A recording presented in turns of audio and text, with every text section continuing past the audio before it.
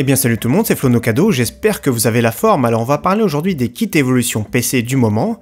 Donc c'est vrai qu'ici on va parler du processeur, de la carte mère et de la RAM. C'est vrai qu'on n'est pas obligé de tout changer, que si on a un bon boîtier, une bonne alimentation, un bon stockage, on n'est pas obligé de tout changer pour faire évoluer la puissance de son PC. Donc on va s'intéresser aujourd'hui aux meilleurs cas de figure. C'est vrai que les e-commerçants proposent chacun leur kit évolution, mais souvent sont bien trop chers.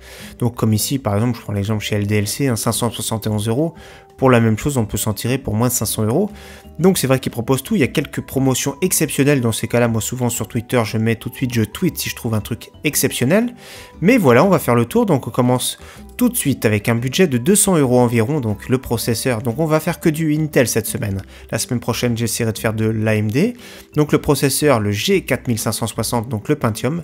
C'est un 2 cœurs physique, 4 cœurs logique. Donc c'est un excellent processeur pour le gaming. Le seul problème actuellement, c'est qu'il est en rupture de stock.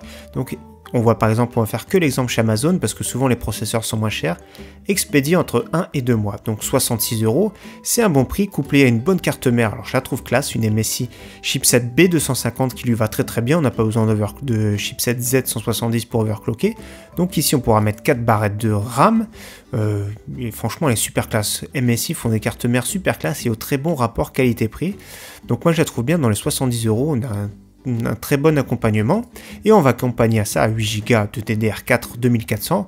Donc les balistiques sont parmi les moins chers sur Amazon hein, et même toutes plateformes confondues. Donc dans les 70 € aujourd'hui, nous avons 8 Go de DDR4 2400. Donc on a un total de 210 €, donc on est dans les prix. Pour un budget à 250, entre 250 et 300 €, on part sur un Core i3 7100, donc 2 cœurs physiques, 4 cœurs logiques. Hein. Ici on a une haute fréquence de 3,9, ça va être très très bien pour le gaming, il va s'en sortir un petit peu partout. Le prix 112 €, c'est vraiment très très bien.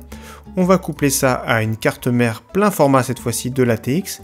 Donc MSI B250 PC Mate, donc plein format, 4 barrettes de RAM, on pourra mettre 2 cartes graphiques.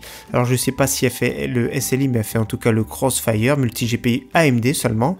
Donc elle est vraiment pas mal, franchement, elle a tout ce qu'il faut.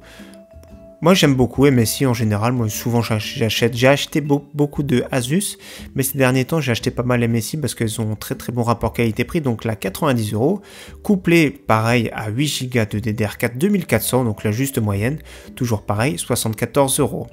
On monte en gamme avec le juste milieu ici, un Core i5 7500, donc un budget à 350 €.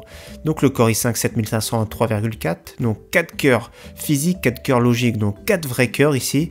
Très très puissant pour du gaming, c'est vraiment très très bien, un très bon, c'est le juste prix, c'est le bonne moyenne gamme, couplé à une bonne carte mère, donc toujours la même, la MSI B250, donc on n'a pas besoin d'un chipset pour overclocker. Toujours 4 barrettes de RAM, on pourra mettre, toujours aussi classe, un très bon UEFI, une carte son un petit peu isolée sur le côté. Donc voilà, elle fera largement le travail. Ne dépassez pas 100 € pour ce type de budget. Ensuite, par contre, cette fois-ci, j'ai mis une seule barrette de DDR4 2400, donc 8 Go, 68 €, donc j'ai mis une seule, après ça, à vous de voir. Mais je pense qu'avec ce type de configuration, on pourra évoluer plus tard à passer à 16 Go, donc dans quelques mois, disons, on pourra mettre une deuxième barrette de 8 Go dès qu'on a le budget pour avoir 16 Go. Pour un budget maintenant un petit peu plus conséquent, 450 €, là c'est très bien, le i5 7600K, on ne le présente plus, c'est une version overclockable, donc 3,8 de base, on pourra le monter entre 4,5 et 5 Go, donc là c'est vraiment un très très bon processeur pour du gaming, il fait largement le taf, donc 4 cœurs physiques, 4 cœurs logiques, hein, donc 4 vrais cœurs ici. Alors la carte mère, là on est passé sur un chipset Z270, donc restez plus ou moins dans le budget de entre 100 et 120 €, ça vaut pas, après c'est vous qui voyez, hein, tous les prix pour les cartes mères, mais pour ce prix là, par exemple la Asus B270P fait largement le travail déjà, donc il y a tout ce qu'il faut pour un petit overclocking. Carte réseau, c'est sûr que carte audio c'est pas le top, après ça va jouer surtout là-dessus, mais ça reste quand même super efficace et Asus a le meilleur UEFI du marché. Donc suite à ça, par contre, 8 Go de RAM, toujours pareil, je mets qu'une seule barrette, mais après ça vous de voir 68 €. Et par contre, les séries X de chez Intel, les séries K, pardon, ont pas de ventilate dans la boîte, donc il faudra acheter un à part. Celui qu'on recommande, c'est le Cooler Master HyperX 212, le Hyper 212X, donc 30 €. Il fait le taf, il refroidit très très bien le processeur. De toute façon, pour tous les processeurs que je présente dans cette vidéo, vous pourrez mettre celui-ci, il est très très bien, il refroidit pas mal déjà. C'est un très bon rapport qualité-prix, c'est même un des meilleurs rapports qualité-prix. Donc on passe maintenant pour un budget maintenant carrément au-dessus, un budget à 600 €. Là on a du top, on a un processeur, c'est la Rolls des processeurs de chez Intel. Bah, c'est sûr il y a mieux mais c'est beaucoup plus cher après. Donc ici i7 7700K, on pourra même faire du streaming sans problème avec celui-ci, 320 €. Il a bon prix ici chez Amazon, hein. Les processeurs sont à un très très bon prix chez Amazon. Donc le i7 7700, on pourra pareil l'overclocker entre 4,5 et 5 Go suivant le ventirad bien sûr. Donc la carte mère par contre j'ai mis quelque chose d'un petit peu mieux, là 120 €, elle est super classe. Franchement celle-ci MSI, pourra faire du SLI, 4 slots de RAM, etc. Un très bon étage d'alimentation. Elle est vraiment bien. Après, c'est vous qui voyez. Si vous voulez mettre plus cher pour avoir une meilleure carte son, tout ça, c'est vous qui voyez. Mais je pense que c'est vraiment très très bien déjà. De ce budget-là, c'est vraiment déjà pas mal du tout.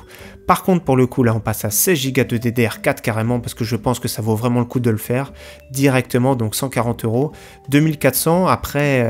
vous pouvez monter en fréquence, c'est vous qui voyez, mais ça fait gagner quand même quelques FPS, c'est pas non plus beaucoup plus, mais ça reste juste milieu, la DDR4 2400, et toujours pareil, j'ai mis le ventirad, HyperX, Cooler Master Hyper 212X, donc 30 €, c'est un juste prix. Donc la semaine prochaine, lundi prochain, j'essaierai de faire les meilleures configurations upgrade de chez AMD. En tout cas, j'espère que cette vidéo vous aura plu encore une fois, j'espère vous revoir très prochainement sur ma chaîne. Merci à tous, ciao bye.